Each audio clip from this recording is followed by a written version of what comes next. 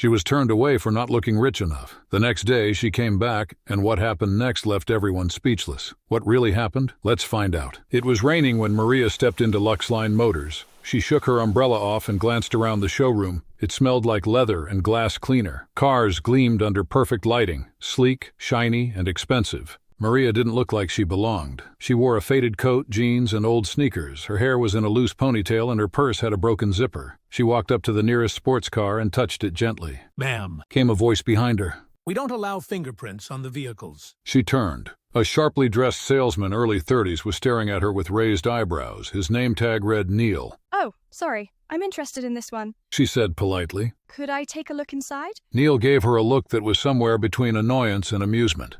"You want to sit in this $300,000 car? Maria smiled. Yes, I'm considering buying a car. He chuckled. Right? Well, maybe check out our pre-owned section. It's a bit more within reach." Oh, no, I'm considering this car. You don't understand. We don't allow test drives or seating unless we pre-qualify the customer. You'll need to show proof of funds or credit approval first. Maria blinked. Is that your standard process, or just for me? Neil smirked.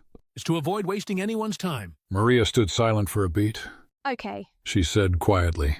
I won't waste any more of yours. She turned and walked out, rain still falling outside. Neil didn't even watch her go. The next day at exactly noon, a black Rolls-Royce Phantom pulled into Luxline's front drive. Everyone stopped. The chrome shone so brightly it reflected the dealership's glass walls. Out stepped a man in a tailored suit. He opened the passenger door with care. Maria stepped out, dressed in a navy blue blazer, heels, and a gold watch that cost more than most people's annual income. Her hair was styled, her face calm.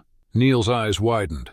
That's her. The manager, Lisa, rushed to the front. Welcome to Luxline. May I help you? Maria looked at Neil, then back to her husband. Ethan, this is the dealership I told you about. Ethan's voice was calm but firm. The one where you were disrespected? Neil stepped forward, stammering. Miss, I had no idea. Maria held up a hand.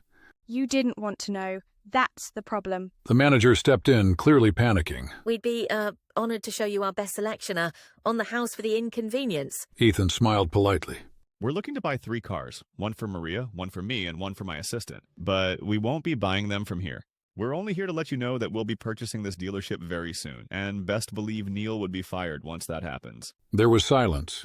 We're headed to Diamond Motors down the road. Maria said. I heard they treat everyone with respect. Maria and Ethan walked out without another word, leaving the showroom in stunned silence. The staff watched as the Phantom disappeared down the road, taking with it not just a sale, but a hard lesson. From that day on, Neil and Luxline Motors never forgot. Respect should be given to everyone and not based on appearances.